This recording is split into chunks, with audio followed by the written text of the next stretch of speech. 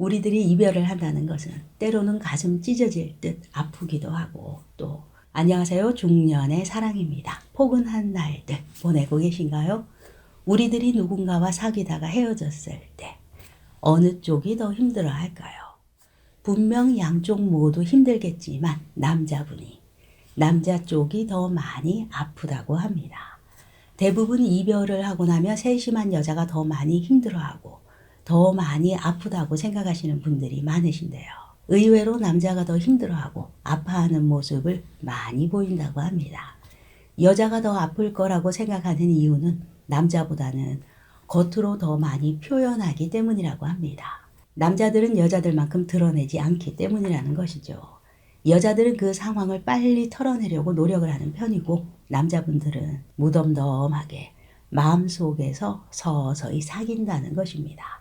시간상으로 보자면 남자는 여자가 이별을 극복하고 난 이후 그 시점부터 그 이별을 실감하게 된다는 것입니다. 실제 그 이별이 와닿는 시간이 다르다는 것이죠. 결과적으로 여자의 마음이 이미 떠났을 때, 여자의 마음이 이미 정리되었을 때, 이때부터 남자는 서서히 이별이 느껴지게 되고 이미 상대가 정리되었다는 사실에 더 힘겨워지는 것이죠. 외관상으로 보자면 나 혼자만 아프고 상대는 멀쩡해하는 것 같죠. 남자는 이제 내 마음의 정리를 하는 것밖에 남지 않았다는 사실 때문에 더 가슴 아파합니다.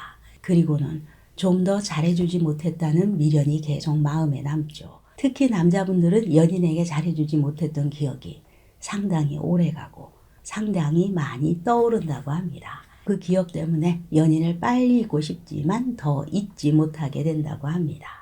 좀 더 잘해줄 걸 하는 후회, 이 후회가 밀려와서 계속 생각하게 된다는 것이죠. 최선을 다한 사랑이었다면 빨리 이별을 받아들일 수도 있어야 하는데 미처 다하지 못한 사랑에 미련이 남는 것이죠. 여자분들은 또 남친과 헤어지자마자 바로 이별의 아픔을 곧바로 느끼게 되고 그 아픔을 친구들과 이야기하면서 마음을 쉽게 털어낸다고 합니다.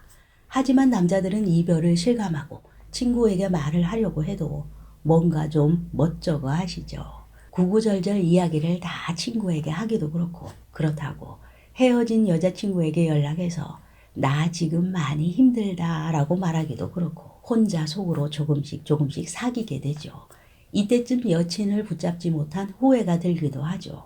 사람에 따라서 다르기는 하겠지만 대부분 남자가 더 자존심이 세기 때문에 이별에도 남자의 자존심이 작용하게 되어 있죠. 내가 조금만 더 참고 조금 더 용기를 내서 여자친구를 붙잡았다면 이별까지 오지 않았을 것이라는 생각, 그렇게 자신에 대한 회의감도 들고 그깟 자존심에 여자친구를 보내야 했다는 사실, 그 사실에 힘겨워하기도 합니다. 어쨌든 여자들은 이별을 빨리 극복하는 노력을 하고 새로운 사람을 만나려는 노력도 하게 되죠. 주변에서 새 사람 만나라면서 위로도 해주고 소개팅도 주선해주기도 하고요. 이때 여자들은 머리나 화장법을 바꾸던가 옷, 스타일을 바꾸기도 하죠. 그렇게 기분 전환을 하면서 새로운 사람을 맞이할 준비를 합니다. 그렇게 새로운 마음을 가지게 되기 때문에 새로운 이성에게 바로 어필되고는 하죠. 적극적으로 여자들은 바뀌게 됩니다. 하지만 남자들은 다르죠. 나 얼마 전에 이별했고 힘들어 라고 말하는 경우가 많지 않기 때문에 그러니 주변에서 위로를 받거나 이성을 소개받는 경우 많지 않습니다. 그러다 보니 여자친구와 괜히 헤어졌다. 너무 힘들다. 네, 후회감이 더 크게 밀려옵니다. 이때 옆에서 나를 챙겨주고 지지해주던 여자친구의 자리가 아주 크게 느껴지죠. 우리들이 이별을 한다는 것은 때로는 가슴 찢어질 듯 아프기도 하고 또 공허함이 느껴지기도 하죠. 또 어떤 이에게는 그저 아름다웠던 추억으로 남게 되기도 합니다. 이별 후에 우리들이 아무 미련 없이 모든 것이 싹 지워진다면 좋겠지만 마음과는 다르게 내 행동은 그렇지 못한 모습을 보이기도 하죠. 그 중에 한 가지 가장 많이 하시는 행동. 네. 헤어진 연인의 카톡 프로필 사진을 훔쳐보는 행동이죠. 왜 우리는 헤어진 여친의 프로필을 자꾸 보려 할까요? 헤어지고 나면 나 없이도 잘 살고 있나 확인하고 싶은 마음이죠. 아주 기본적인 마음이기도 하고요. 헤어진 후에 어떻게 살고 있는지 확인을 하고 싶을 때 이때 우리는 훔쳐보게 됩니다. 그 마음 중에는 나는 이 사람이 자꾸 생각나는데 머릿속에 맴도는데 이 사람은 괜찮은 걸까? 네. 혹은 나 없다고 힘들어하거나 괴로워하진 않을까? 궁금해서 아무 일 없는 듯 나보다 더 잘 살고 있지는 않을까? 궁금해서 보게 됩니다. 하지만 힘들어하지 않고 나보다 더 잘 살고 있을 때 이때는 다행이다 싶다가도 괜시리 심통이 나기도 하죠. 혹시 다시 나를 만나고 싶어 하는 마음은 없는 것일까? 알아보기 위해서 볼 때도 있죠. 상대의 마음을 가장 잘 확인할 수 있는 것이 카톡 프로필이죠.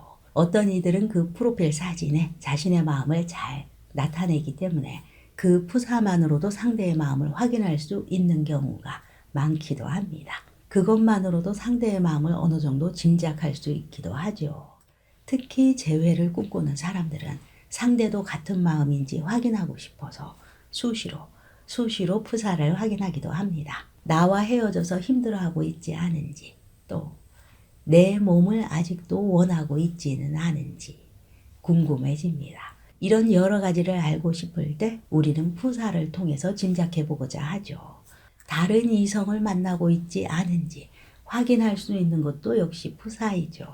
궁금해서 푸사를 훔쳐보기도 합니다.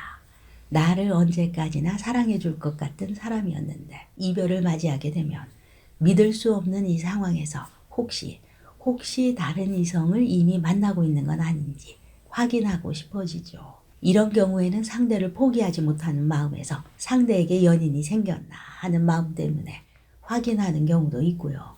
단순히 상대에 대한 호기심으로 확인하는 경우도 있죠. 상대가 새로운 사람을 만나는 기색이 보이지 않는다면 잠자기 전에 생각하게 되죠. 어떻게 하면 다시 재회할 수 있을까? 네. 헤어진 연인에 대한 단순한 미련도 있습니다. 옛 연인을 생각하면서 나도 모르게 그 사람과 내가 아직도 만나고 있으면, 계속 만났다면 어떻게 되었을까 하는 생각을 하기도 하죠. 그 연인과 내가 다시 만날 것도 아니고 재회할 것도 아니면서 무의식적으로 자꾸 상대의 근황이 궁금해지게 됩니다. 이렇게 상대가 궁금하실 때 상대의 프로필 사진만 확인하지 마시고 내 프로필, 내 푸사를 바꾸어 보시면 어떨까요? 두 사람만 아는 행복했던 사진으로 말입니다. 난 지금도 네가 생각나, 보고 싶어. 네, 오늘도 중년의 사랑이었습니다. 감사합니다.